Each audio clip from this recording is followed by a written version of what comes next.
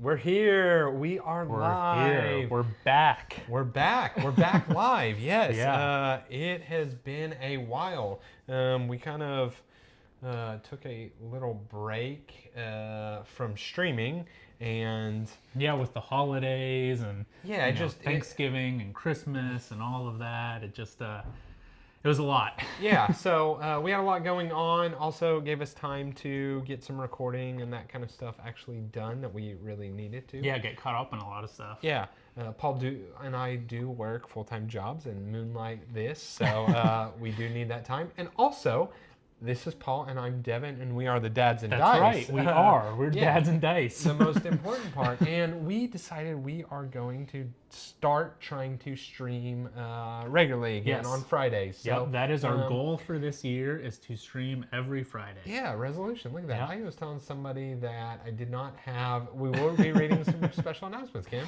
I was telling somebody I didn't have any resolutions, but you're right. I have one. That is our resolution. Stream every Friday. Yep. And we have more on that too. I mean, we'll talk about that more towards the end. We can go over kind of like what our schedule will be and whatnot. But yeah, exactly. But yeah, so thanks for joining us, Ken. Yeah, definitely thanks for that, and thanks for anybody that is tuning in right now.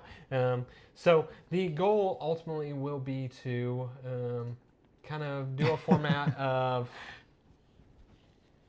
go through our monthly games. You know, if anybody is in the chat, then we will get to any questions or any comments you have, anything like that. Yeah. Time. Yeah, and so.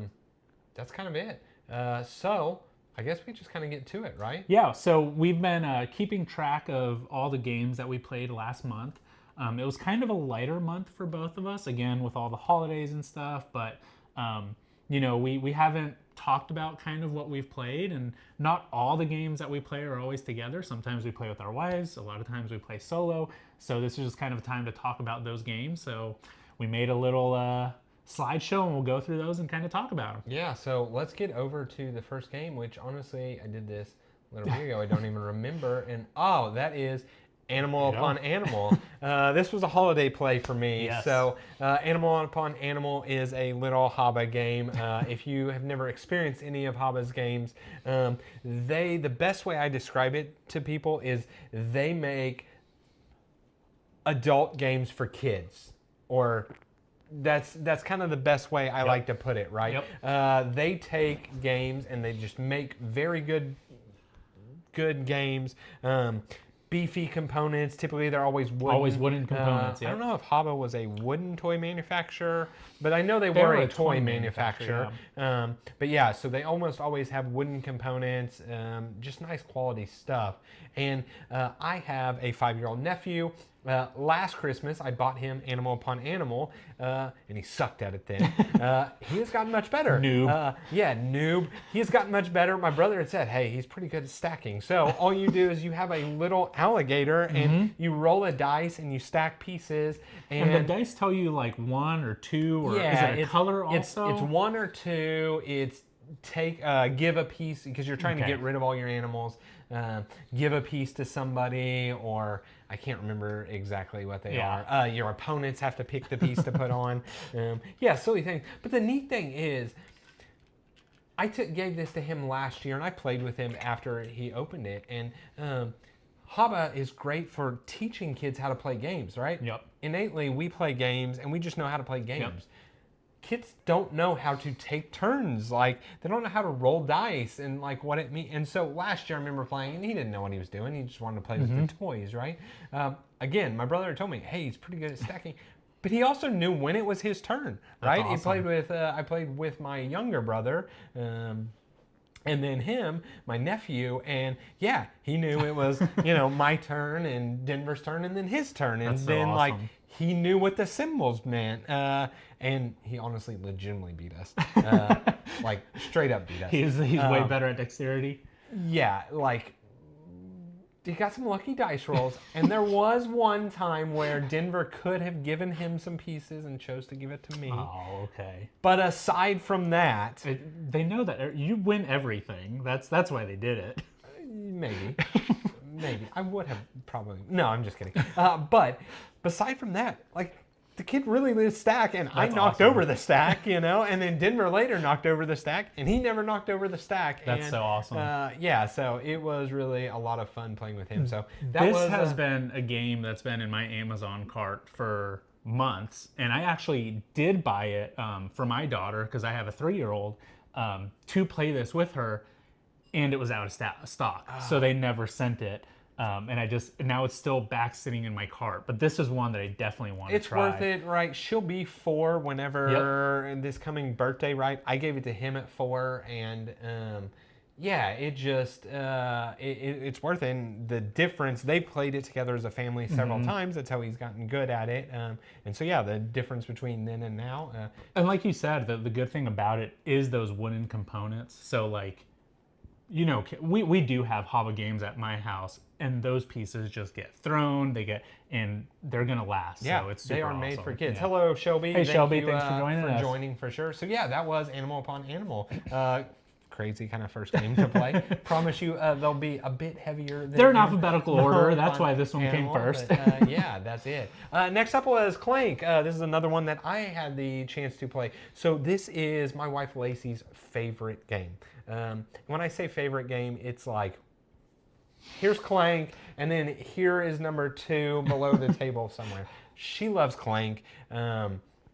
We have the just original version of Clank. Don't have In Space, don't have Catacombs, although I think I might get her Catacombs, so hopefully she's not watching this and I spoil that for her. But yeah, so we got to play Clank.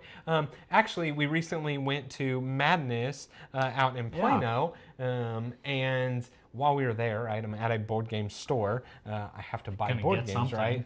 So I picked up because you don't have enough. Right, I picked up a Marvel Champions pack that I had been meaning to just buy on Amazon anyway, and so I wanted to support them. And then we were walking by, and they had, so Clank has had a couple different expansions, the Deep Sea expansion, the Mummy's Curse expansion. And then they've had a couple mini expansions, and we actually got to pick up one of their mini expansions, which was Temple of the Ape Lords. And I've seen that one. Actually, pretty good. We had the other one was the Silk Road or something of that. Hello, Kai. Thank you for tuning in for sure. But yeah, so we got to play Clank. We actually played it over New Year's Eve together. The neat thing was, so it come with a double-sided board and then just a couple tokens. But it had a mini campaign, just a 2-game campaign of play this side of the board. That's awesome. You're collecting stuff, and then you spin them on the other side of the board. So yeah, totally crushed her, Lacey. You loser at your own game. I was gonna say that's her favorite game. Yeah. How are you gonna crush her at her favorite game? She beat me actually really bad at the first game, really bad. And then the second game came neck and neck. But there was a carryover point thing, so she got a couple extra points from the first game. So the winner of the whole thing was the winner of the second game, and I beat her by 2 points. So jeez. Crushed.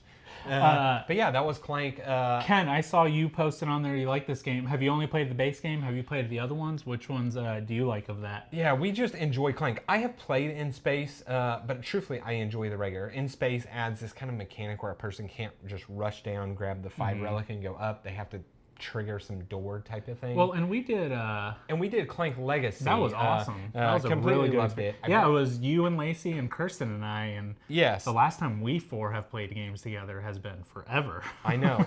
And honestly, my favorite Legacy game I've probably played roughly 5 or 6, and by far my favorite. The story was great, gameplay a lot of fun. But yeah, that was really great. That was Clank. I saw Shelby on there ask what Marvel Champions pack you got. I got Psylocke. I guess we'll get to that. Yeah, we'll probably get to it. I got Psylocke. I had been meaning to pick her up and just hadn't. I at one point had pre-ordered everything way up, and then my pre-orders lapsed, and so I didn't get her. She was out of stock. I pre-ordered others, right, and got kind of the newer, the Deadpools, the X-23s, and I just didn't end up, got Archangel. Didn't ever pick her up. They had it there. I was like, oh, I'm going to get it when I get here. So next up, we got to play Dice Throne. Specifically, Santa and Krampus. Santa and Krampus. I actually think it's the only game of Dice Thrones we got to play last month. I don't think that sounds right. We got to play anything else, but we played Santa and Krampus. And we have to play Santa and Krampus when it comes December. Just that's our yearly thing now, and I don't know. I enjoy it. I think it's a fun little welcoming of the holidays. Yeah, exactly. And you know what? It's funny. I was going back through some of our Dice Throne stuff, and I realized last year we played Santa and Krampus back to back. We actually switched. Oh, that's right. We didn't do that this year. We did not. We did it live stream last year. That was why. That is true. And the first match was pretty over quick. Yeah. I think it was Krampus won the first, Santa won the second, and then this one Santa won the third. So Santa the destroyed. He's taken the lead, but yeah, that is. Well, on that one, actually, also, I didn't realize it when we played it, but somebody had left a comment in our video that said even after that ultimate, you do another offensive roll phase. I completely missed that on the play, so that right there just makes him like 10 times stronger. That's an insane action. If I remember, you just dealt. Yeah, it was because you were naughty. You had a couple 16-point damagers, or one at least, and the other was high. There was just a lot of damage within like 3 turns. So. Yeah, and then I mean, if you're hitting that you know, the ultimate or whatever killed you there at the end, but if that was in the middle of the game, another offensive roll, that's gonna. But I really enjoy Krampus too. I think I really like his play style with the rejects off to the side, and you kind of having to dig for the ones that you want and trying to remember if you have Wormy in the deck or whatever. And yeah, I don't know. I think it's a cool one. I've heard Krampus is kind of a better version or better done Doctor Strange, because Doctor Strange's spells are mixed in his deck, whereas Krampus has them separately. But yeah, we play a lot of Dice Throne. So. Speaking of playing a lot of Dice Throne Adventures. We played a lot. Yes. So we only played one real 1v1 game of Dice Throne. Yes, yeah. We played a lot of Dice Throne Adventures. So if you don't know about Dice Throne Adventures is a dungeon crawler, portal crawler, whatever you want to call it, where you have characters and you go up against minions. You defeat the minions, you collect loot, you can get like different health, all that kind of stuff. And then once you go through these dungeons, you face off against the bosses. And those bosses are fallen versions of the Dice Throne characters. So in Dice Throne Adventures, you have the Fallen Barbarian, you have the Monk, you have Gunslinger, and then the Mad King, right? So it's a campaign game. There's 8 scenarios total. Generally, we were looking into it. It's about, most people would play it probably about 10 to 12, right? Something like that. So we came up with the idea to let's play this in one day. That was our goal. Play Dice Throne Adventures in one day. Yeah, and we may or may not have done it, and it may or may not have been a daytime or a day full daytime. Yeah, we'll see. We do have the video coming out. There's a lot to edit. We'll say that, and we can't leave it at the full playthrough that it is now, because YouTube wouldn't hold that much content. But we do plan on releasing that video. It was fun. I really enjoyed it. I actually really enjoyed the co-op version of the game. But yeah, I thought it was a ton of fun. Yeah. I liked it. Yeah, so that's Dice Throne Adventures. Stay tuned for our content coverage of it. Yes, it was a fun one.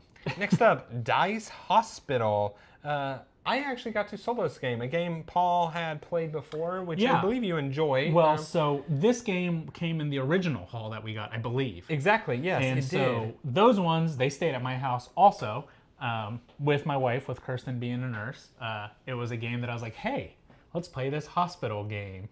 So I was able to talk to her and into playing that. And yeah, I enjoyed it. The one time that I played it, I felt it was a good game. It was enjoyable. So Dice Hospital, you are running a hospital, and your dice are the patients, and you are trying not to let them die and heal them and discharge them. And so the higher the dice pip number, the more healthy they are. Yes. And the lower the acuity. Yeah. I think. And so correct me if I'm wrong, Shelby. Yeah, so you have ways to, you have your actual you start with a set of nurses, and then you get kind of specialist. And there are just different ways that you have 3 different colored dice and different rooms in the hospital.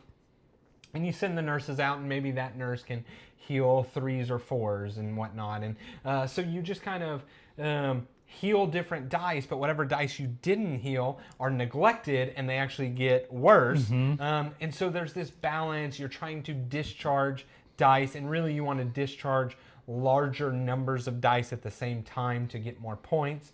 What the solo adds is yeah, so what the solo adds is it adds these kind of objectives where on a single turn you want to heal 2 red and a green, or a yellow and a red, or something of that nature. I actually did not think the solo was all that great of the game. I would like to play it not solo. It's basically the same game. The problem is you don't get to see as much. So in the normal game, you would draft out rooms or specialists. Yep. With the solo, you reveal 1 room and 1 specialist, and you choose one, discard the other, right? So you just don't get to see as much. You don't actually get to build a strategy. It was very random. Like I had several green specialists come out, and it's like I don't need to heal any more green dice. I can already do that well. And then the rooms would be green, and so it was fine. I feel like I didn't get a great taste of the game because I didn't get to build anything. It was just, well, I'm picking the best option there is. The same goes with you didn't have ambulances to draft the dice from.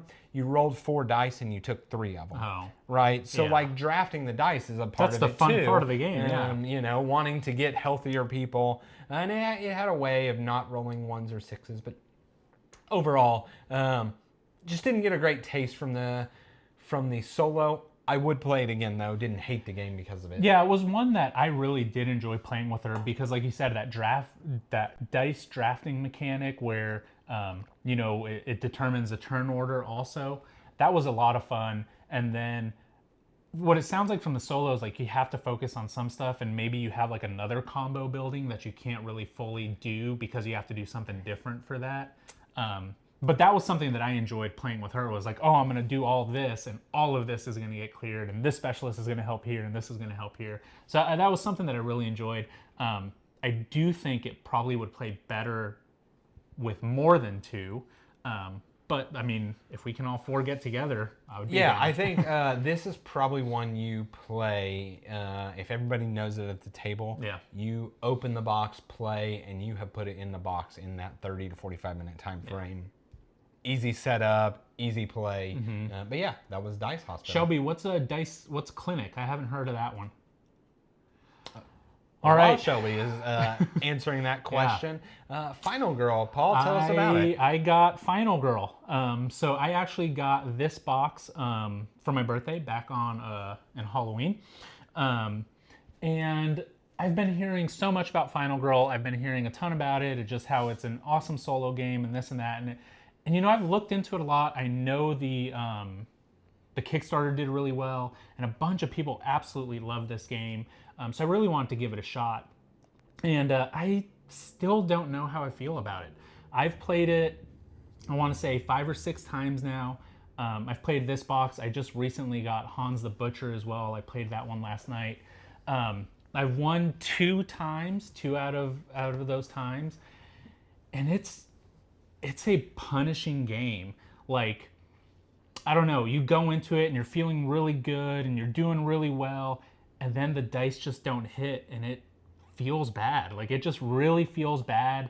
And then, you just die immediately. And it's like, what could I have done to improve my chances in that? Now, roll on better. the flip side, well, yeah, roll better, exactly. Roll better. But on the flip side, that's what kind of makes the game fun, because like there are such high highs and low lows. So like you feel so good at the beginning because you're like, oh, I'm doing this, everything's going my way, I'm doing this. And now he's just killed everybody and he's coming after me and he's dealing 5 attack every time. So I don't know. I'm still not 100% sold on the game. I'm still going to keep playing it because there's something there that makes me want to enjoy it, right? I can see why it's a good game. I can see why people like it. But I'm still trying to figure that out. And I think it will come. I don't know. Like I said, I'm going to play Hans a little bit more. Slaughter at the, whatever this one's called, I forget. This is probably the hardest box. But we'll see. We'll see. I'm not sure if it's something that will stay in the collection. We'll see. Okay. Yeah, I don't have much to say. I have never played Final Girl. Honestly, the theme is the biggest turnoff for me. Yeah. I hate horror. It's not a theme I enjoy in the slightest. So there's that. Mechanics I don't think you would enjoy the game. not typically my style. So I've just never really looked into it. So don't have much to add to it. Framework, though, however, good old Yui Rosenberg tile laying game. Other game Lacey and I got to play over New Year's Eve. So Lacey and I don't play games, honestly, all that often. We live busy lives, and games are actually not her favorite thing to do, right? So we just don't play all that much. So in the rare times that she does want to play games, we play things like Clank because she loves it. Yep. And I just had a hunch that she would like Framework, and she did. She completely loved it, said she would play this anytime. That's awesome. Yeah, and I think Framework is a fantastic game. So if you don't know Framework, it is a drafting tile game where you have different frames. So you have 5 different frames. I don't really know exactly the colors off the top of my head or what they are. It's like brick and wood. There's brick, and wood, iron, green. Yeah, green. Yellow. And the yellow is the cord or whatnot. And then you have these little kind of dots in the center that are objectives. Yeah. And so it'll be to connect 4 green frames to it, and then another one will have connect 5 wood or whatever. Or connect 5 of these and 3 of these. Yeah, and so it can have multiple things. Honestly, I'm probably giving it a very bad description. If you look at it, you could probably teach yourself in mere minutes. But yeah, you just draft and you build out this thing, and it honestly goes to a slow start of, I'm just doing this and connecting, but the combos at the end of when you place one, yellow cord tile and you are now able to, it's the first to, it's a race, so the first to get rid of their 22 little cylinders 22 objectives by scoring these objectives, and you place this yellow cord and all of a sudden you score 5 objectives. Like, that just feels good. And so the first game I did have to kind of walk Lacey through, but she once she picked it up, she was like, I love this game. This is a lot of fun.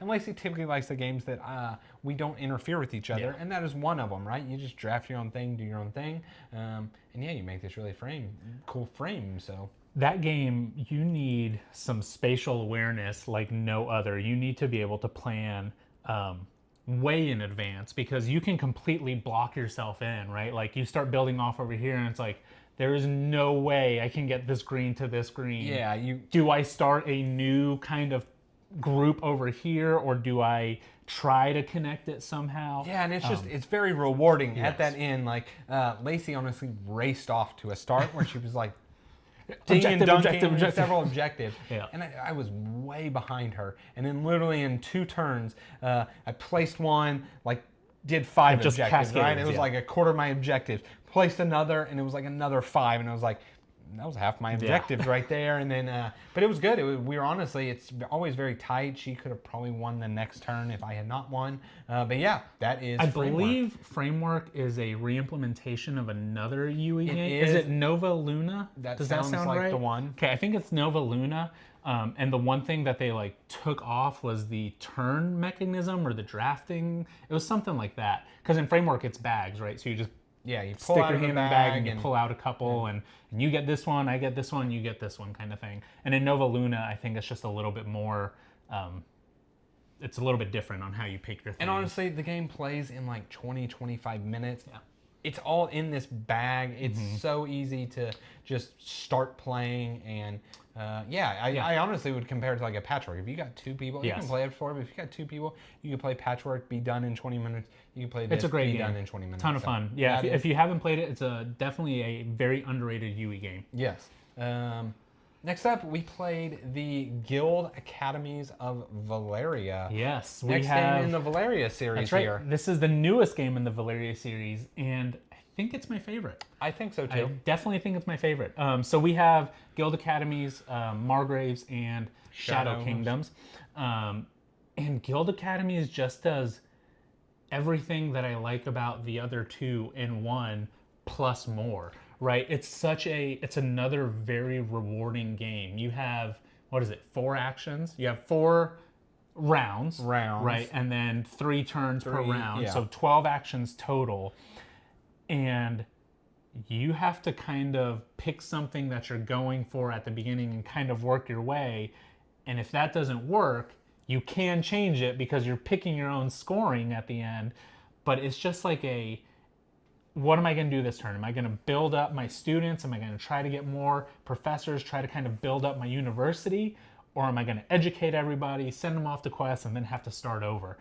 So it does a really good job of just kind of like, all right, what am I going for? Let me plan that out. It's going to ebb and flow. It's going to go up and down, and let's see where we can go. Yeah, so I'll do a quick rundown so you understand kind of what Paul was saying there. So Guild Academies, you are running an actual academy, and so you are going to be building that out in a kind of 4 by whatever way. And you have, as Paul said, it's going to be, I think it was 4 turns. Yep. And so you have 3 actions on each turn, but there's actually only 4 actions you can take and you can't repeat them. So you are doing 3 of the 4 actions, but it's all really about the ordering and the way you do it. 2 of the actions are going to be to actually build rooms or classrooms, yes, onto your academy. They have kind of these public, which are cheaper but don't reward as much, but easier to accomplish. And then you have kind of these specialty private ones. And so you'll be building those. You also need professors, and that's kind of one of the actions, is going to get professors to actually run the classrooms. Some classrooms require certain professors or whatnot. And then you have a last one that is just kind of choosing your scoring. Yeah, the bulk of it is choosing your scoring because you choose how you want to score, and it's really going to be based off these rooms that you're placing. But you do these 3 actions, and then you have this learning phase where all these dice that you were drafting as you were doing these actions, you then have to use as students to fill the classrooms. And there's just this strategy. It's the exact same as Dice Hospital in that you're trying to get a dice to a 6. And Teotihuacan, right? You're trying to... this case, graduate it, in that ascend it. Yeah, exact same concept. So you're trying to get the dice to 6s, and then above that graduates them, which then lets them go on quests. And so there's just this, it's very good mechanic. It's very crunchy. Like Paul said, if you played the other Valeria games, I'll be honest, the other Valeria games did not ever stick with me super well. This one, right away, I was like, I want to play that game again. Yeah. That was a good game. Yeah. You know, and I'm not saying the other games were not good, but if you have played the other ones and maybe they didn't quite, fulfill what you were wanting, try this one. So it is good. A lot of the Valeria games, they're kind of like from my play style, right? It's a lot of the dunk and dip. I'm going to get this points here. I'm going to get these points here. I'm going to get these points here. And it's just kind of like moving up the track. Everything that you do is going to kind of give you actions. And this one has that as well, but it also has the end goals at the end where you can, get 30, 40 points at the end of the game, something that you're planning towards, and that's what you really enjoy in the games, right? Is that building up to something, and then at the end just having the satisfying scoring round, right? So it's kind of a mixture of both of those gameplays. This one definitely feels a lot more Euro-y than the other ones, which you would kind of consider like a traditional Euro. But with still a really interesting theme and the really interesting mechanics that tie along with that theme. It's a fun game. It's totally fun. Awesome. Definitely check it out. Yeah. Next up we have Hadrian's Wall. Both played that one. I assume we both played it. This is a game Paul and I both absolutely love. This is a game that Paul and I will absolutely never play together because we both love it solo. To me, Hadrian's Wall is a solo game. I agree. I'm sure there are people out there that play this game all the time with people. To us, it's a solo game. Hadrian Wall is really good. Have you been cranking through this campaign? I have not. Okay, I've been cranking through the campaign. I can't remember. It's a 16 campaign. I think you're on 7 or 8. Yeah, that sounds right. But if you don't know Hadrian's Wall, it is the crunchy roll and write that gets referenced all the time. The heaviest roll and write. The heavy roll and write. It is played over 6 rounds, and it really has a lot of everything. It's got the combos, it's got the selective in-game scoring.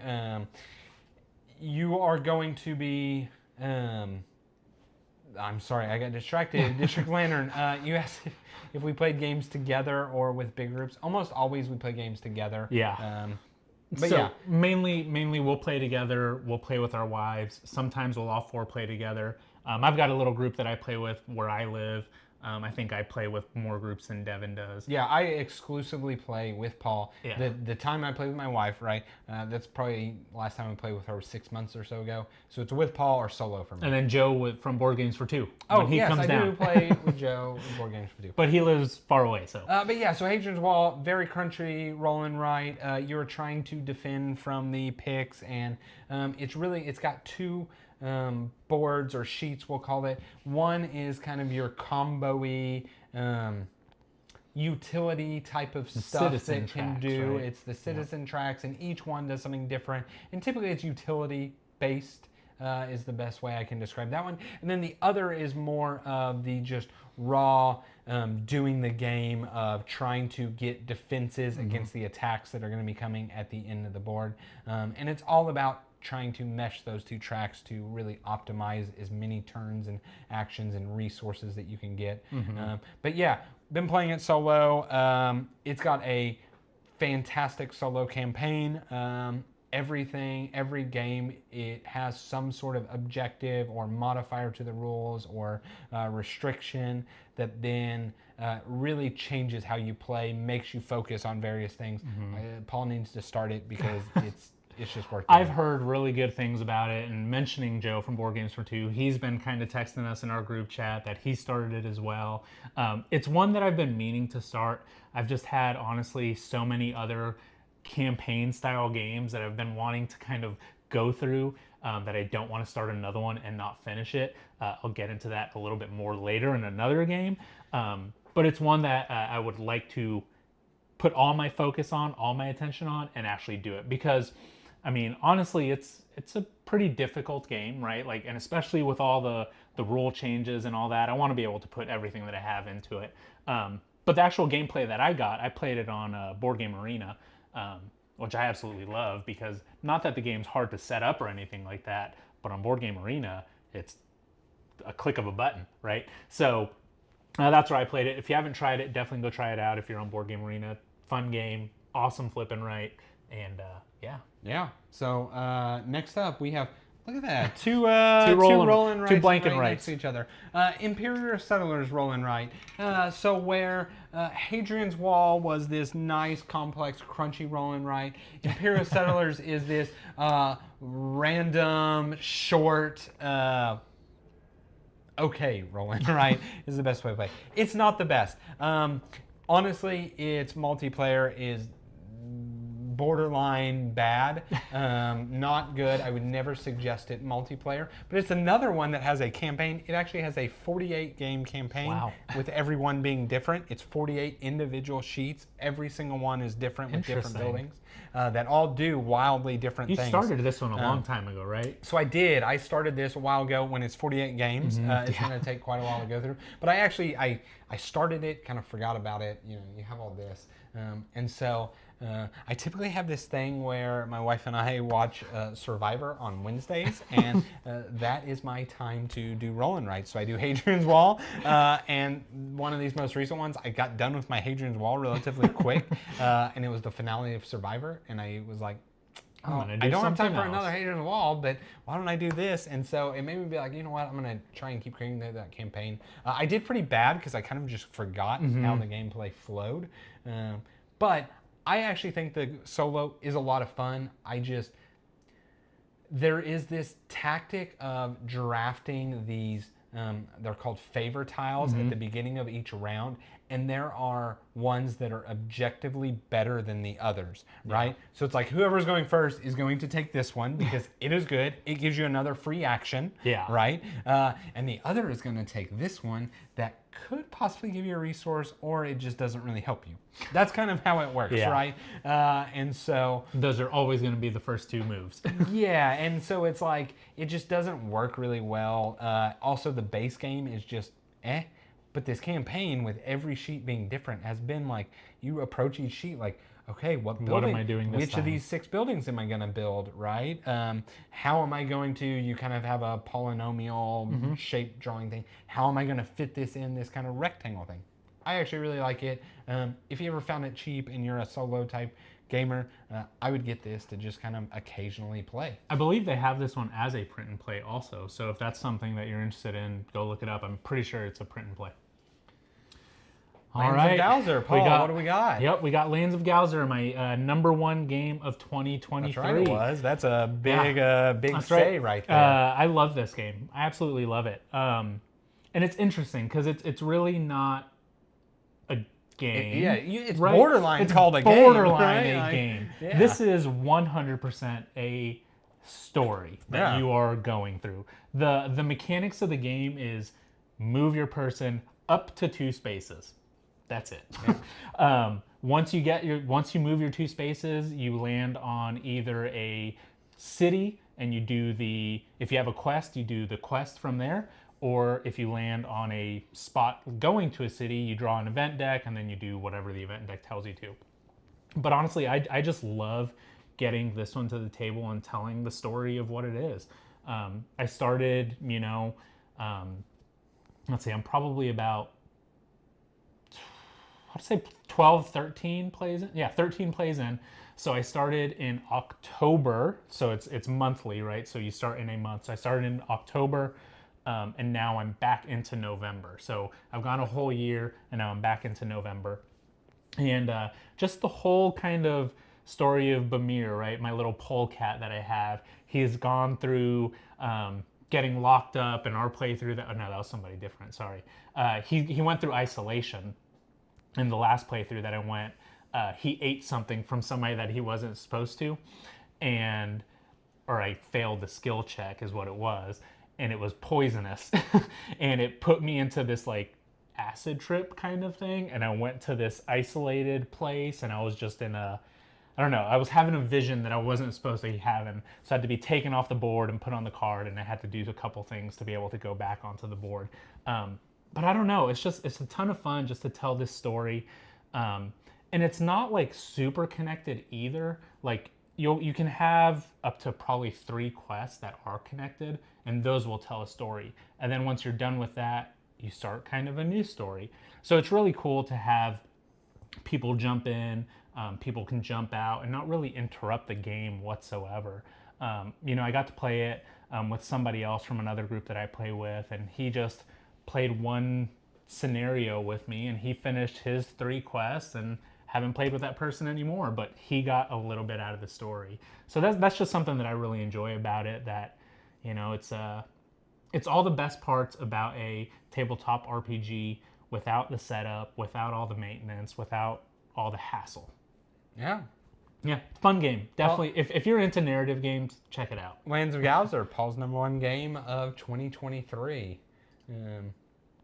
Over to Mage Knight, specifically Mage Knight Ultimate Edition. So we've mentioned Joe before, but shout out to Joe. He was down here back in October. We were playing some games for Paul's birthday, and I had told him that he had picked this game up. And I had told him, right, he knew I love Mage Knight, but I also haven't played in years because this was one of the first casualties when I got my dog and realized I cannot leave games out. My dog got it, destroyed it, right? And so I had told him that, and it was just kind of, just I passing played it, but I didn't like it. I got all these games. It's fine.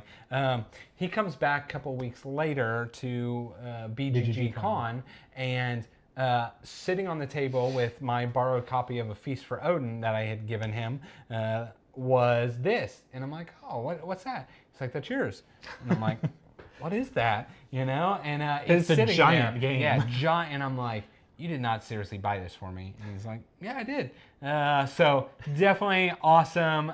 It was a feel-good moment, but this good game buddy there is sweet. I haven't played it in, I'm going to say, roughly 4 years, maybe 5 years. So I had a little bit of a refresher. I didn't do the basic scenario because I knew enough to be able to go attack cities. but yeah, I gotta play it, and man, this game is just good. It is a good puzzle. Mage Knight is kind of what I would say people's kind of go-to level of great solos, right? It is an exploration, deck building, kind of crunchy little game where you are going out trying to explore and find these cities and then take them over. You are a mage knight in this new land that is there to conquer, and it's kind of neat. You at first are the I actually know the theme of this game a little bit. You are a mage in this, you just show up at this portal in this land, and so you start killing some of the monsters around, and the citizens of the land like you, and you get this high reputation, but ultimately you're trying to like destroy their city. And so all these little things you do is you begin attacking their like mage towers and their keeps and then their cities, and all that loses reputation. So it's this balance of, well, I'm killing some monsters for you to gain some reputation, and then I'm going to start ransacking, ransacking your stuff. And so much choice, so many different routes that you can go on things. And to me, this has what I would consider the right kind of randomness. Monsters are random when they come out there, right? The hand you draw at the start of a turn, random to a degree, the stuff you can buy. But then it is taking all of this, right, that you've been given and figuring out how can I do this turn and what can I do this turn with all these things. The randomness is right at the beginning, and then it's deciding what am I going to do and how am I going to conquer this. And Mage Knight, there's no way people haven't heard of Mage Knight, I don't think. It is just an excellent game. Completely lives up to the hype, even so many years after it's been out. And I'm so thankful I got this Ultimate Edition, because now I can add in all of the expansion stuff. I actually just, when I played that one, I did play with the base stuff, because I was like, I don't need to learn new tokens or whatnot. But yeah, great game. That's awesome. Over to Marvel Champions. Another one that you soloed. Yeah, I did. I guess I had a decent amount of solos this one. So, Shelby asked what pack I picked up. It was Psylocke. Did not actually play Psylocke. So one, I love Marvel Champions. Yeah. However, Paul and I play a decent amount of games and usually have a backlog. And again, like the question was asked earlier, how do you play games? It's either solo or with Paul. So I usually have a lot of options, and I played a ton of Marvel Champions when it came out. I played it through its first couple, I'll say 3 real core big box expansions. And then I've been buying the stuff, like, because I love the game. Just not playing it. Yeah, and I just hadn't had a chance to play it. So I had a chance to play it. First and foremost, I had some time over the holidays. I was like, I'm going to play this, but I have to sleeve and organize all of my stuff.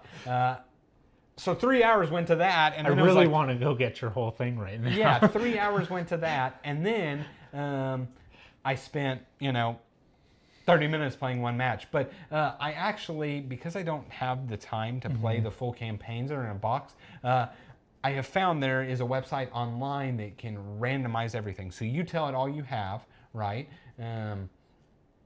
Yeah, campaign boxes are great. I just don't typically have the time. So you tell it all you have, and it gives you everything, right? So it'll give you, you're going to play this hero in this aspect. You're going to play this villain, and then these are even the scenarios. I have everything pretty much alphabetical. Yeah. So I can click that randomize button, and I can have something set up without me having to think, who do I want to play? Who do I want? I can have it all set up very fast. That's pretty awesome. Completely enjoy it. So this time I got Ghost Spider, Gwen Stacy, versus Venom Goblin. So interesting. It was actually very tough. Ghost Spider I had her defensive aspect. She is very good at defensive aspect, but she doesn't control threat well, and that scenario is all about threat. And so my first couple cards that hit were just terrible against me, and so I actually lost within 10 minutes. It was over.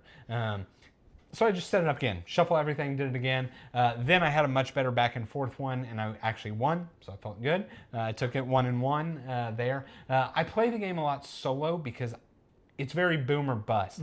It can swing one way or the other very wildly, but I don't mind it because I can literally be done playing one in 15-20 minute mark, and with this randomizer, it's just really quick to set up and everything. So with that randomizer, does it take into account the decks, like how you were saying that one is really threat heavy, and then it's just random. Yeah, put these two against each other. Yeah, exactly. So interesting. I wonder how that how the decks are balanced for that. Like the game is very much more balanced at 2 or 3 players.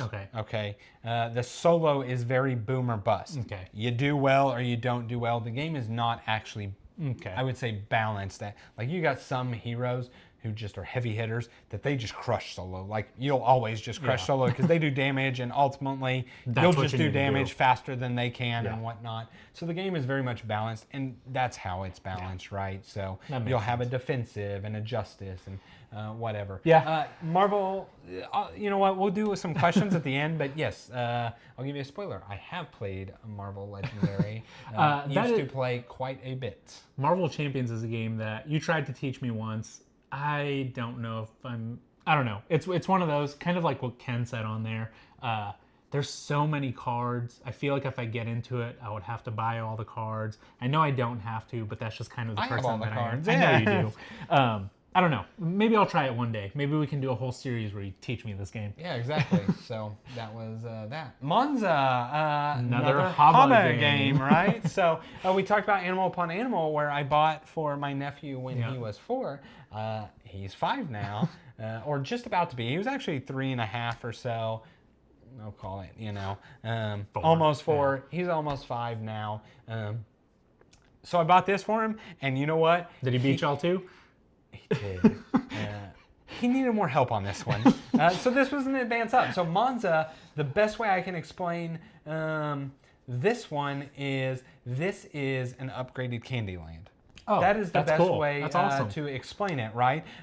You have a color track, and I knew that he actually likes Candyland, right? Because kids do.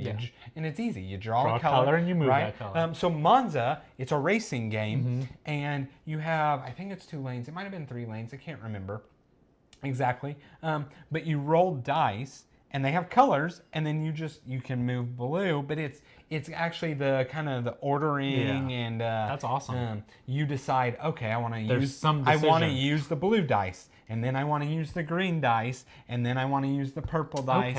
And you try and use your dice effectively. That's and cool. You do actually have decisions in that, right? Because it's like any racing game, you can change lanes. So like, I could use my purple dice here, but if I use the green dice first, then I can use the purple up there. And so we did have to help him. He, of course, loved rolling 5 dice, right?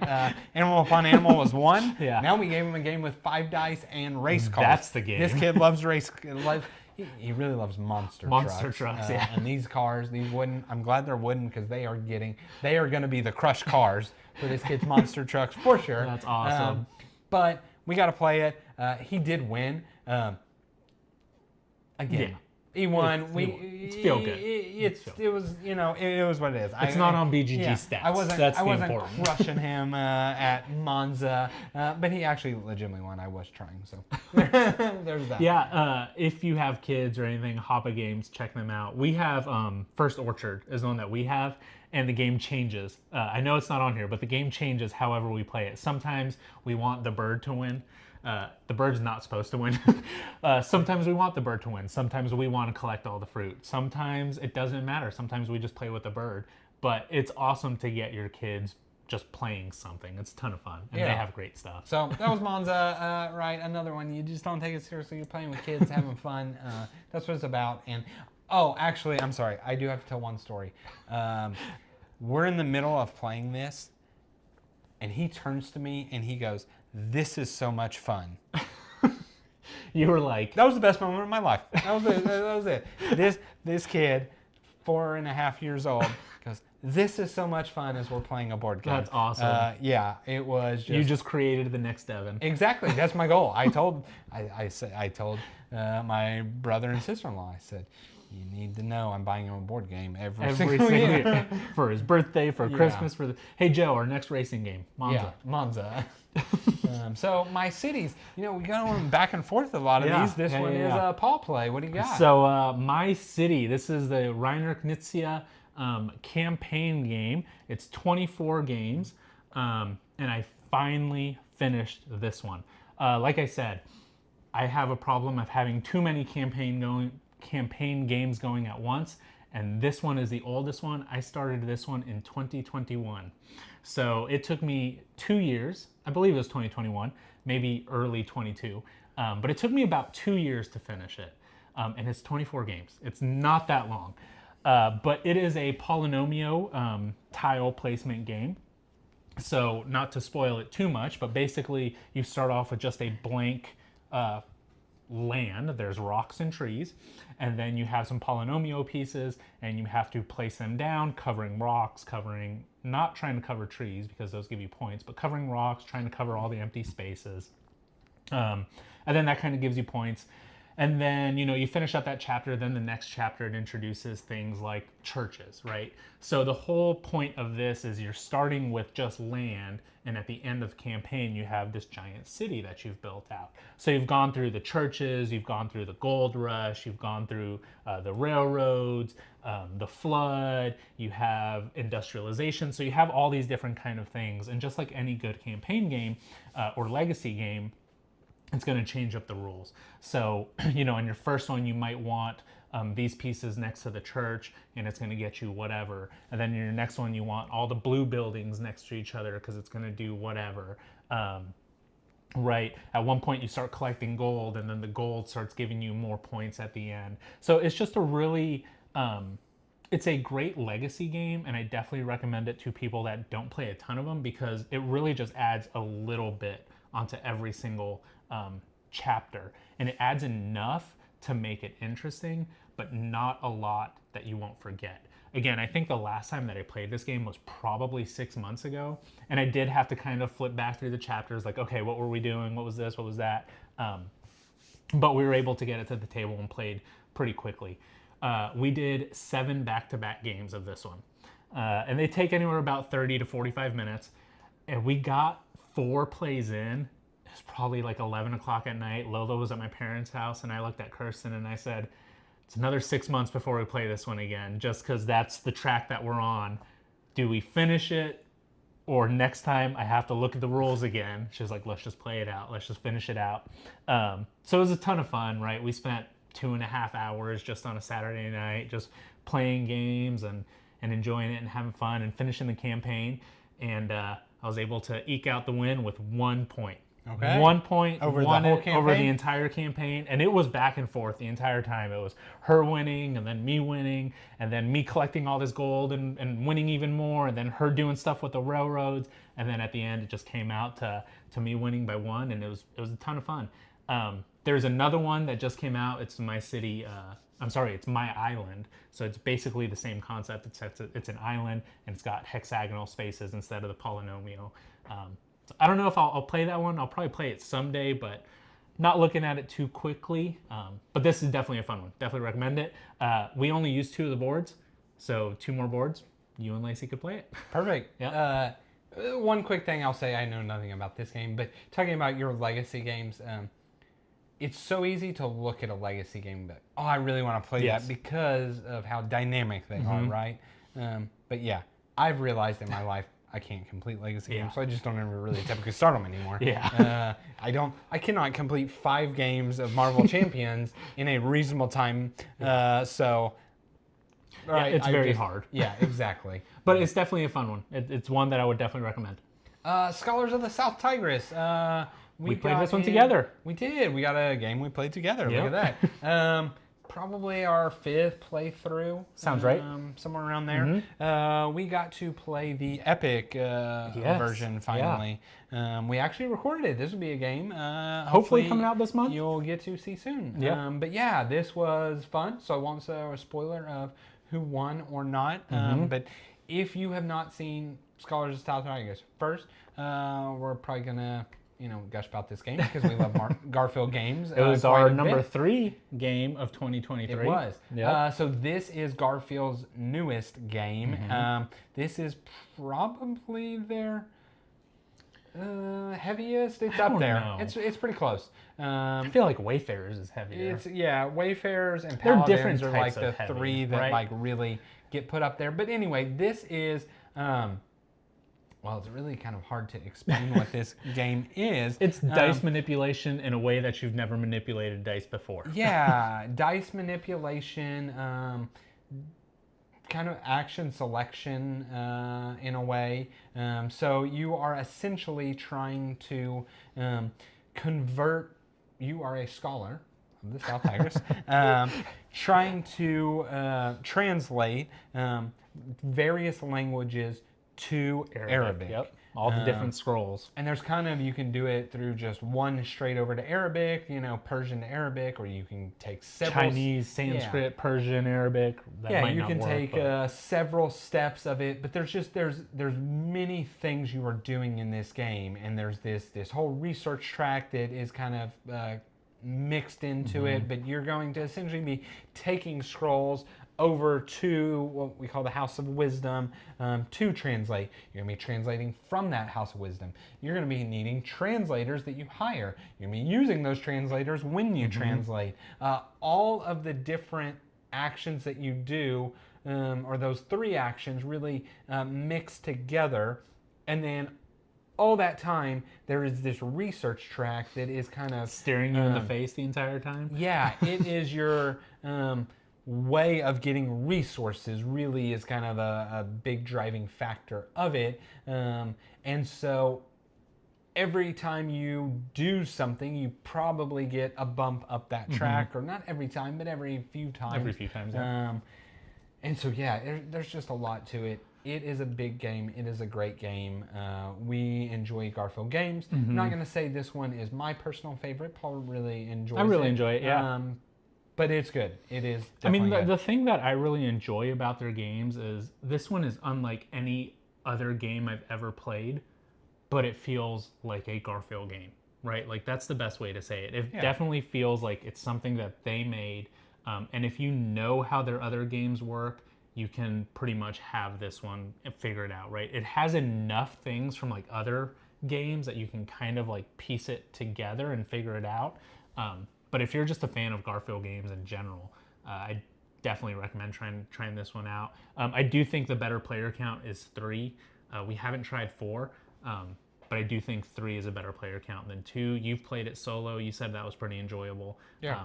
But it's definitely a good thinky game, and the epic game is the way to go. I actually may have played this solo last month. I think you did. It was right on the cusp. Yeah. And I thought solo was good. Solo was basically the 2-player game. You got to do your own game. The bot was relatively easy to manage. It had new icons. Different than Wayfarers? It runs the same as Wayfarers. Okay. It is the card-based with the 2 different color cards. It's just different icons. You had to kind of get used to that. Once you did, it ran relatively smooth. I haven't played it enough solo to be able to kind of figure out the bot, but I will. Tapestry. We played this one. Did we play this one twice this month? No. No, we played it in November and then in December as well. So we recently got 2 of the 3 expansions for Tapestry. We got kind of the 2 expansions, 2 minor expansions. So you have Arts and Architectures, which is kind of their big box expansion. We got Plans Employees, and Fantasies and Futures. Yep. So last month we decided we'd play Plans Employees. This month we played Fantasies and Futures.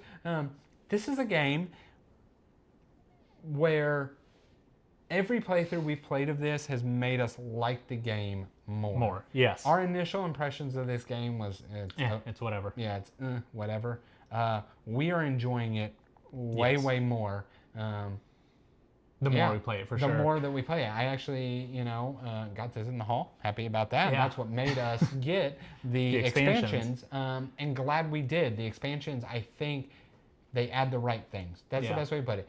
If you completely hate this game, the expansions aren't going to change your mind on it. We were really on the fence, which is why we went for those expansions, because it was a game that, honestly, if we didn't like it, now we can sell it with expansions.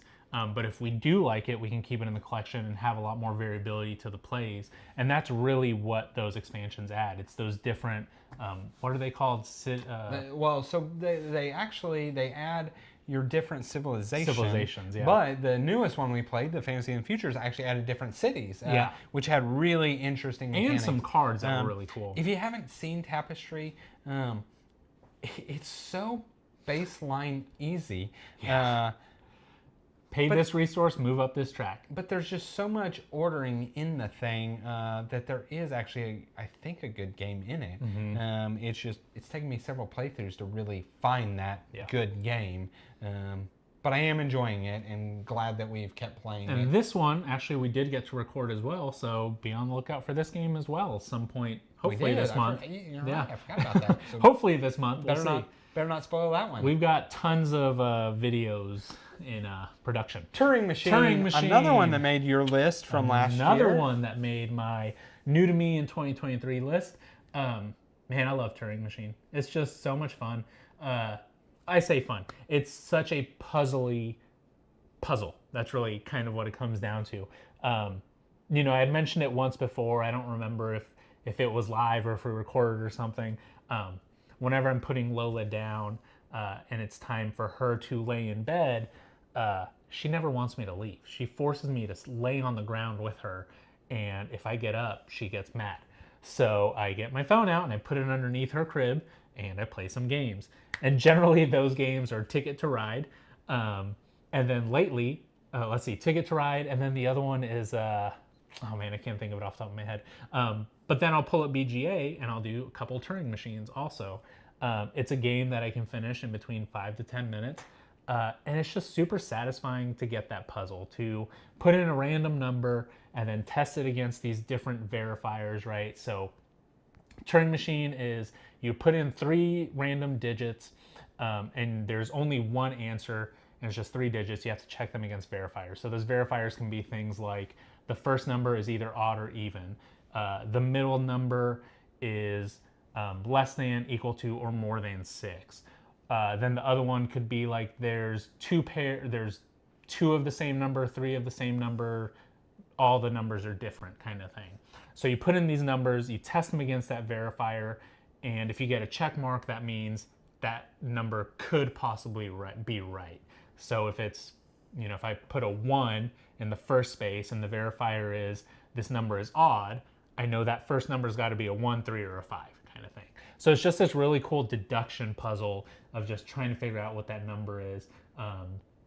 In the solo game, you try to do it faster than the bot, and it's just a ton of fun. I really enjoy it. It's a nice little get your brain working, and you know, I can play it on my phone underneath her bed. Yeah, so I think I need to try this game again. I played it a couple times, but I think I played it on the just base difficulty of what it was, and I just found it too easy and not worth the setup. Was the way I walked away from the game saying it was okay. Yeah. Wasn't worth the setup. You know, you set all these things out, and the game literally ends in 8 minutes. Yep. Right. I can see that. So that was my thought. It just. You'll find I don't play, you know I played some Hobbit games, but I don't typically play small games, right? I don't play 30-minute games, you know. Marvel Chambers was an exception because I had a long period that I was going to play a lot. Yeah. I just got organizing. So I typically, when I play a solo, right, I want to spend 2 hours playing Hadrian's Wall. That's what I want. This game didn't satisfy me.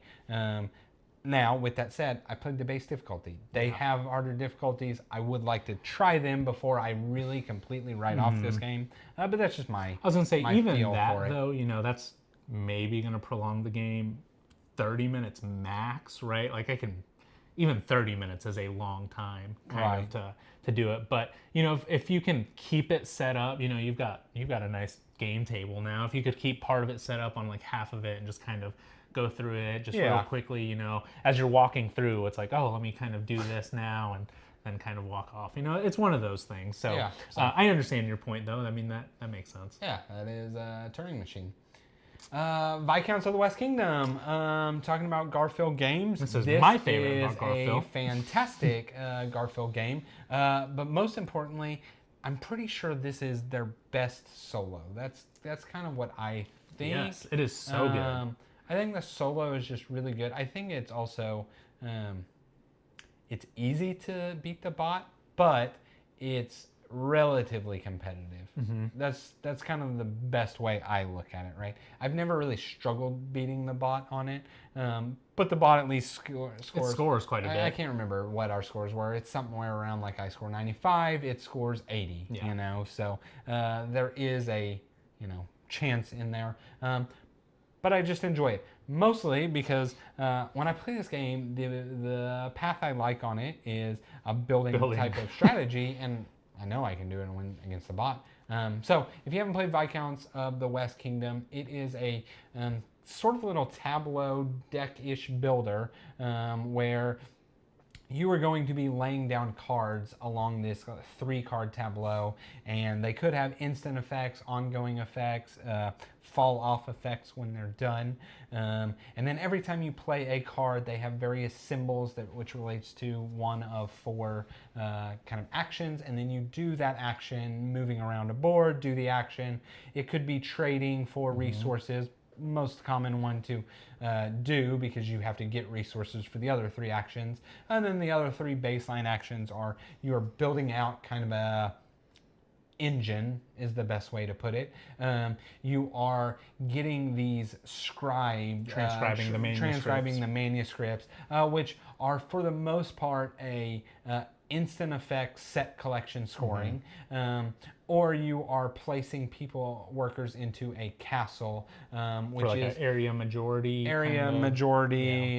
type of thing. So all 3 are kind of wildly different in their types of scoring and what exactly they do, but it's just fun. It's fun, and the bot is, as I said, it's an easier bot to manage. Yeah, and it's a good one, and really I think they nailed it, because after this game, basically all their bots followed this model until kind of the more recent 2, and even then they have a lot of the same mechanics. What I really enjoy about this game, and that bot specifically, is that you can, there's 4 different bots, right? So there's the ones that focus on the manuscript, the castle, the buildings, and then the one that focuses on the debts and the deeds. And I think that's really cool, because that just changes up your gameplay to what they're doing, right? So I found that the manuscript one is pretty hard to beat, at least for me. I feel like that's one of the harder ones.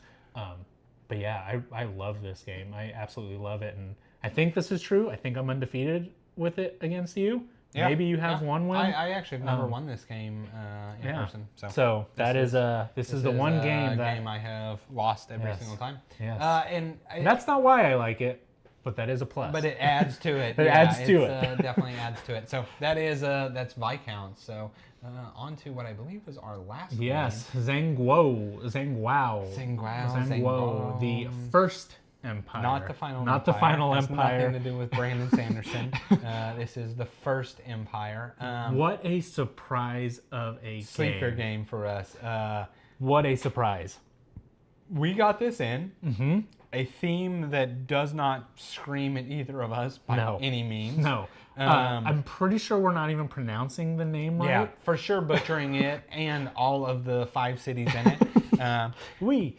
Yeah, but this game, it is an action, also sort of selection game, where you have a set of 6 cards, and then you have 6 different actions that you can take. We'll call it 6. There is a 7th action, just tucking a card, which is just tucking a card, which I don't want to write off. It has this tucking to make other actions stronger. That's like the game.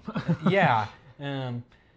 But ultimately, you have these 5 regions, and you are trying to do several different things in this region. There is a slight area control aspect. There is just a build something, get points aspect, right? Build the walls to get for your end game scoring. Yeah, there is a create your own in-game scoring. there's just all kinds of aspects, and all of them are different actions, but really the meat of the game is your ordering. So you're going to get this hand of 6 cards, and that's really going to dictate what actions you can kind of do based off of what you decide to tuck and when you decide to move your ship, which gives you a bonus in doing this. And so then I'm going to do that action because I got the additional worker that let me, so I can build the wall. And there's so much to this game. It honestly is a pretty dang crunchy game, and there's never been a game that I have felt like your ordering of actions matters Is so important. so much. Yeah. You really are like, I have to do this before this, but I can't actually do either of those things until I tuck this. And that's going to make me have too much turmoil, so I'm going to have to do this after that and then do those 2 actions, and that's what's going through your head the entire time. And there's a little bit of reacting to what the then opponent does in all of that, because what the cards dictate your bonuses. So much of this game, so very good. Made one of our best games, new games of 2023. I think it rightfully deserves it. I think if it did not come in December, there is potential this would have been our best game of 2023. For sure, because this game is just good. Yeah, this game, it was just, man, like everything that Devin said, it was such a surprise because we went into it, you know, I don't generally read the rule books. I generally watch playthroughs and all that kind of stuff, but this was one that I was able to look at it and say, there's only 6 things that we're doing. And then this cool little mechanic of, you know, if you play a higher card or a lower card, you get the bonuses or whatever. But I was like, this can't be, like, this is a 4 point whatever on BGG or, you know, high 3s. This doesn't seem that hard. And from our first playthrough, we both just walked away like, what was that? How does this, like, how can we improve in this? And then in our next playthrough, you know, you realize, oh, these first 6 cards that I have, this is what I'm doing this game, right? For my next 20 whatever turns, this is what I'm doing. And yeah, it's just a game that, you know, there is some player interaction, but before you get to that, you have to focus on yourself and just really plan what you're doing. Yeah, it's good. It's real good. It's a real good game. That's really it. And so I believe that is all of our games. That is all 20 of our games. So yeah, it was a good month. A lot of solos in there. A lot of solos. I think for me it was probably one of my biggest months playing. I was gonna say, yeah, you played a ton of stuff. I don't typically get to play, but I had some days off because of the holidays, as well as I take games for Christmas. You know, I had a couple kids' games. I didn't mention Viscounts. I actually played Christmas Day, right? We're at Lacey's family all day long, and then we're hanging out. Like, you know, you do the gift thing, and then we're just hanging out, right? We eat lunch, and then everybody's just laying on the couch doing. Yeah, we don't have anything to do till. So they actually have a pretty cool right behind their couch. It's not a coffee table. Just it's like a table long behind. It's a long table, and so I can sit up there, and I'm still technically in the living room, right? And so I can sit there and play and still be a part of it. And so I got the chance to play Viscounts that way. That's awesome. But yeah, that was our month. So yeah, Ken, it was a good menu this month. Going back to what you said earlier. We do have the collector's bug. You and I have that. I just want all of it. It's just so satisfying to see it there on the shelf and have all of that there. Still unsure if I'm going to do that with Final Girl. We'll keep on playing it. Shelby, you asked earlier if I backed the latest Final Girl. I did not, just because, again, unsure of it. But I saw the Krampus one that came out. I don't know if you saw anything about that. Yeah, there's a Krampus box, and I guess it was part of that Kickstarter. I'm not sure. But somehow they got it sent out before Christmas for all the people, it was all over, people posting the pictures and stuff like that. It looked pretty fun. It was really cool. Yeah, I do for select things. Like Marvel Champions was a game, I went into it from the beginning, right? Fantasy Flight makes a million different living card games. I'm gonna show this. Yeah, you can get it. Yeah. Answer Shelby's question earlier. So Fantasy Flight makes a million different living card games. This was one. It's an IP I really like, so I just decided I'm going to buy everything at once. And to answer Shelby's question of how I organize this thing, because at this point, Marvel Champions has gotten backwards. beastly. So I have 2 of these little boxes here. So this one here is my heroes. This is all the villains. And so I think it's carddividers.com makes these very cool little dividers here. That you can print out. I put them on, a little bit of some stock paper to give them some thickness. But yeah, so then I just kind of organize it all. So this one's all the heroes. So you've got your 3 rows of heroes here. And I actually have just their core decks there. So I can just grab, what is this, Miss Marvel. I could just grab Miss Marvel and start playing, and it's her core deck that you buy and comes out of the box. And then here's all the aspect cards here. So whenever I want to and have the time to make my own decks, right? And I don't know if Paul doesn't know anything about Marvel Champions, but they have just come out with it's always been 4 aspects. It's been justice, aggressive, right? The basic 4 aspects. They just came out with the pool aspect with the Deadpool. And so you can turn any of the heroes into like a Deadpool themed deck. So haven't got a chance to play with that, but yeah, so that's all that. And then this one, this is where really the meat of the organization is the one that Paul's got there. So that's all the heroes. Then this is all the villains. And for the villains, I did, I haven't quite done them alphabetically just because of the way they come in, but I've done all the encounters alphabetically. And so once I do the randomizer and it tells me what encounters, because this is what's really like sorting through various things, I can quickly grab them. It's just a very quick setup. Then this is all the campaign stuff. So it's at this point, I think, got 5 campaigns. So that is, to answer Shelby's question, how I organize Marvel Champions, because it is a beastly thing to do. So was she asking Marvel Champions, or was she asking the games behind us? What? How do you organize the games behind you? Oh, I thought she asked how I organize Marvel Champions. That's a good, good sorry, segue. I misread that. I organize these behind me by how they fit. How they fit was one of the biggest factors. Secondly, I just picked my favorites in what we're going to be in sight, right? Yeah, so everything that's in sight, right, is, you got your Coffee Traders, your Gaia Project, Feast Froden, Altiplano, Garfield, Now or Never, the Garfield games. Board and Dice. Yeah, right. That is what I fit there. Everything else is just fitting the best way it can on the shelf. I do have like I have dice thrown together, right? That makes sense. Plus they're all the same size. I somehow have now you have a ton of 5 different pandemic style games, which I don't think Pandemic is a bad game. Not my favorite game by any means. Probably not to have 5 of them. Yeah, but so I stuck all them together. I'm trying to think other things that I kind of thought through whenever I was doing it. I have all of my Escape, Unlock, that style games together. I have all my like beefy Kickstarter, overly produced miniatures game. Dark Souls, The Edge. Got the Village Attacks, all of that together. To answer Distinct Lanterns question, I have played Marvel Legendary. Honestly, one of the first modern board games that I got around the time I started really with the hobby, I got into Legendary. I bought it through the Dark City expansion.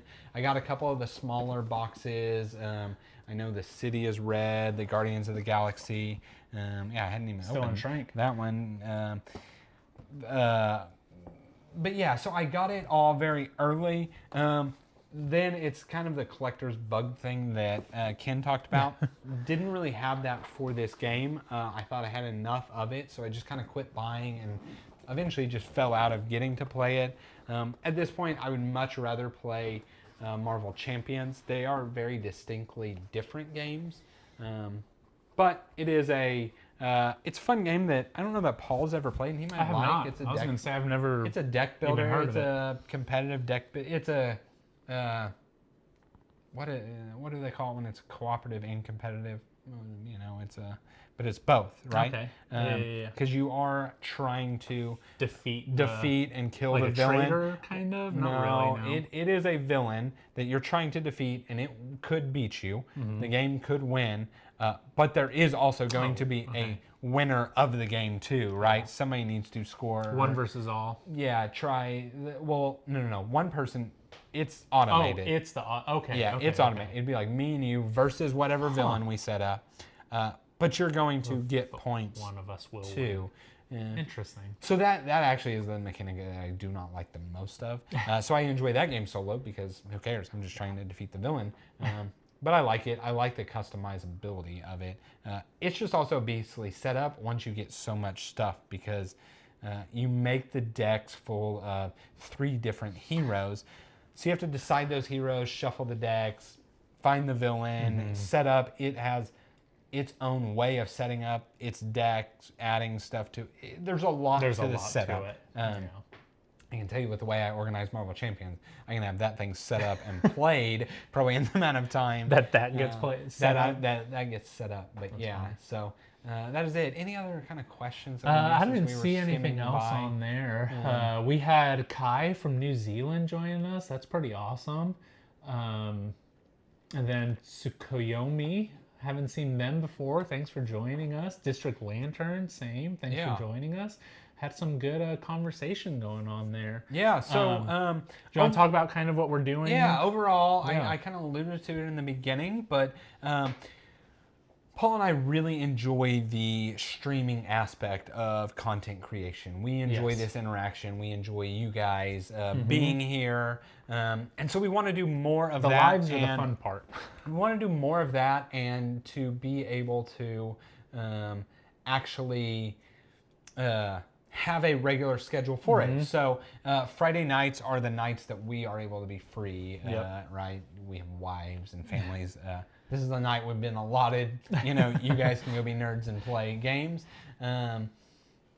Yeah, Kai, man, definitely thank you for staying the whole time. I appreciate it. But so that gets into, we're going to try and stick to a every Friday night schedule. Have a consistent streaming schedule. Yeah, so in that, we want to, the first of every month, just go through, do this. Go through our games that we played, share with you guys, talk about what we really like about a game and makes it tick. Talk about the things that we found were misses of a game. Yeah. We just really enjoy that. In full honesty, this is a format that the brothers Murph do, which we absolutely respect. They are we had a chance to meet them. That was awesome. That was very awesome. But they are just 2 great guys that we think make content great, and so and a lot of it is just that conversational aspect that they have in these types of videos. So that's what we really exactly. enjoy. And so we want to be able to kind of do that same thing and build a community off of that as well. And so so the beginning of the months will be these. We were then going to just play games on Fridays. The thing that we love doing, we want to get to do. We're probably going to try and do one live stream of a Dice Thrones. So it'll be, the first of the month we do this. Probably play a game. We probably take polls and see what people want us to play. We'll post polls on the community tab there, and we were doing good with our shelf of shame, we'll call it now. We were doing good playing through some of those, and then we got 60 more. So we're going to keep on putting those on there and just let you guys vote on what y'all want us to see us play. Yeah, so then we'll do a Dice Throne, right? Probably the 3rd, and then the 4th Friday, another game, and then if there's a 5th, we'll figure it out. If not, it'll be the 1st of the month, and we will get to do this again. And even then, there's going to be times, even sometime this month, where one of us isn't going to be able to get together. We're still gonna try to hop on the stream here and just do like some type of solo game, whether that's Final Girl for me or whether that's Marvel Champions for you, or any of the other games on here. But we're going to try to stream even if we are not together. That way we're consistent, because being consistent honestly is probably the biggest part of it. Yeah, exactly. So tell us if you like this. Like, hopefully you do. Hopefully, if you're watching this after the fact, tell us if you still enjoy it and you want this kind of content, because that's the thing. We're doing it for y'all, really. Yes. We played the games. Like, I know how I feel about the game. Do y'all actually care about how we feel about we feel about the game? So, yeah, that's really it. Yeah, I mean, if you guys have any more comments or any questions or anything like that, just drop it below. And Kim did ask if I insure my games. I don't. A lot of these games have come from, we've had 2 hauls, right? So the base cost of over half the collection is it averaged out to about $13-14 per game, just because I bought. When you buy 60 games at once, 110 games in 2 purchases, that's what happens. But no, I don't. We'll just try not to think about that. I don't like that you put that in the universe. Knocking on wood here. But yeah, no. And also, just some upcoming content that we might have, right? We mentioned Scholars. Yeah. We mentioned Tapestry. Dice Zone Adventures. We're really excited for that video. Hopefully that video does really well. And then we haven't talked about it much, but we got this entire new setup, right? So this was something that Devin did completely all on his own. And he actually documented the entire process. Yeah, so I did 2 things, really. I took on 2 tasks at the same time that I shouldn't have. I had a lot going on. Yeah, we're not in the kitchen anymore. Yeah, I had a lot going on in my life already, and then I did that. But I built, this kind of room. It's not quite a studio. The kitchen is still right over there. But I was able to build this kind of background and a place to store all these games, right? Yes. Especially after I built we got the second haul. I'm like, I don't know where I'm going to put these. My shelf at the time was like janky and not organized, so I needed to do something. I did this. That was project 1, and trying to make it look good, and hopefully actually y'all have said something, so I know it does, and I appreciate that. The second thing was this table, and I will get into the details of that for sure, but I wanted a board game table. Yeah, and I was getting one. I did not want to spend the money for a board game table, and so I did a board game table hack, and I actually documented the whole thing, showed kind of all the steps of how I did it, so other people can. I happen to be relatively good with. I happen to be better than the common man at woodworking. I am not. I don't build or frame or I'm not a cabinet guy. You're better than me. But I'm better than the common guy, and so I know how to do a corner. Yeah, exactly. And so to where it's not lumpy. Yeah, I did that, and put a nice we'll call it coat of paint and a mat, and made a pretty cool table. Looks pretty awesome. It's hard to see from this view, and you also see just the top down. But I'll eventually have that video edited that kind of gets to show off the whole thing, because I am proud of it. Yeah. So we got that coming out, and then just of course our playthroughs. Our Dice Zone content is sponsored now, at least for the next couple months. So we'll be doing that. Join that Discord. We'll put in the links in all those videos. But yeah, that's kind of what's new with us, and we're just going to keep on growing, and we want you guys there with us. So whatever you guys do, that helps us out. Like, comment, share, do all that stuff. It really does help us. We really, really do appreciate it. And thanks to you guys that have been sticking around for the long time. And we're just gonna keep on going. Yeah, so that's it. We were there. We are, not we were. Are. We are Dads and Dice. Yes, still have kids. Yep. Yes. Oh, yeah, you're right. We do. Hopefully she's still sleeping in there. But yeah, we are Dads and Dice. Thanks again for tuning in and watching. We'll see you on the next one.